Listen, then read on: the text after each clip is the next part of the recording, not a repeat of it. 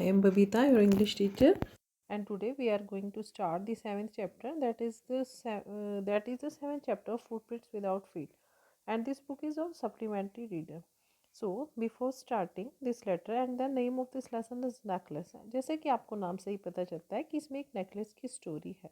But before starting this story, we will know about the author, who has written it. It is written by Guy de Maupassant. Guy de Maupassant was born on 5th August in 1815 in France. He was a French writer remembered as a master of the short story form and as a representative of the naturalistic school of writers who depicted human lives and social forces in disillusioned and often pessimistic terms. Many of the short stories written by him are set during the France-Prussian War of the 1870s. He wrote around 300 stories, 6 novels, 3 travel books, and 1 volume of verses. Now about the theme. इस हमारे lesson में necklace के बारे में है कि किस तरह एक जो लेडी होती है जो गरीब परिवार में पैदा होती है, मीन्स मिडिल क्लास फैमिली में पैदा होती है, लेकिन वो बहुत ब्यूटीफुल थी. हमेशा वो सपने देखती थी कि मैं एक रिच फैमिली में पैदा होती तो मैं ऐसी ज़िंदगी जीती. और उस अमीर ज़िंदगी को जीने के सपने में वह अपनी जो नॉर्मल लाइफ होती है उसको डिस्ट्रॉय कर लेती है.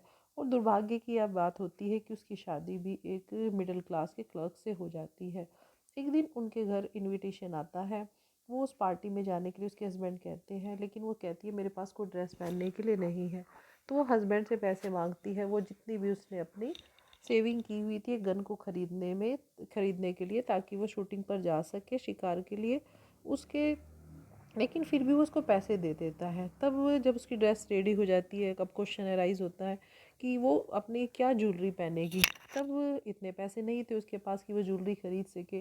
तो उसकी एक फ्रेंड थी, बड़ी रिच थी, तो वो उससे ज्वेलरी मांगने जाती है. वो उसको सेट दिखाती है, एक नेकलेस दिखाती है. उसको लगता है ये डायमंड का है.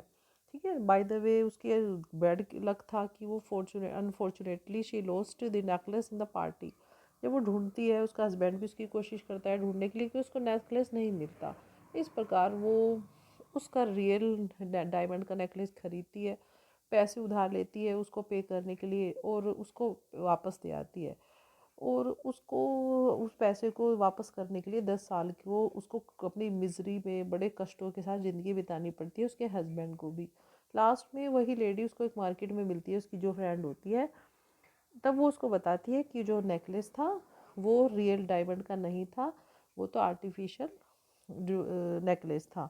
इस प्रकार उसकी 10 साल उसकी ज़िंदगी के ख़राब हो जाते हैं. ये लेसन हमें सिखाता है कि हमें आर्टिफिशियल लाइफ नहीं जीनी चाहिए.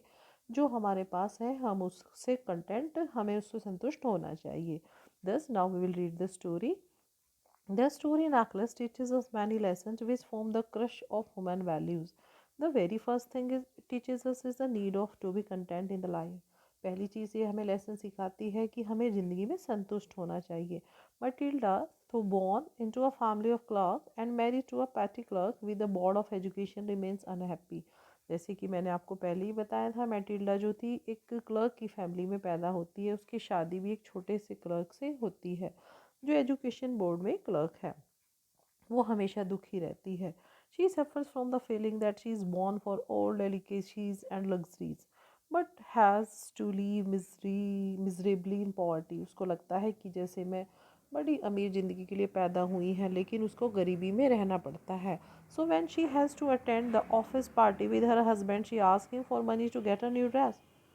जैसे ही उसको इनविटेशन मिलता है उसके हस्बैंड को, तो उससे रिक्वेस्ट करती है कि मुझे नई ड्रेस के लिए पैसे दो. Her husband sacrifices the money he has save to buy a gun to get her dress.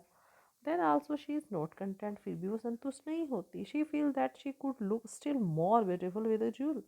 She thus borrows a necklace from her husband thinking that it is made of diamond.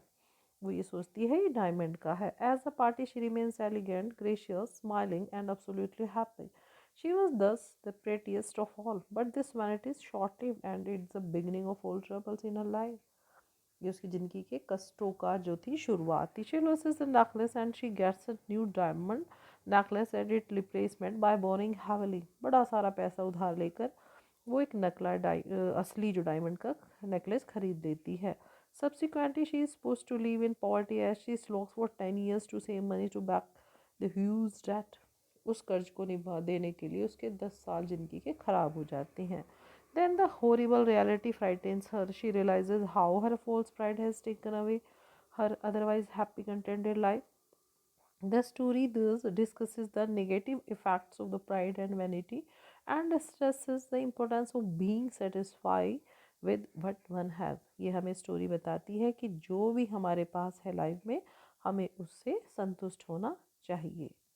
आदि आ जब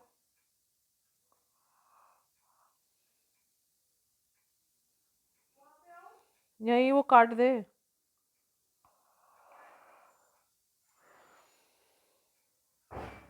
यहीं रखती हूँ आदि में मतलब नहीं तो नहीं वो कहाँ चला जाता है. रखती हूँ यहीं पता नहीं कहाँ चला जाता है.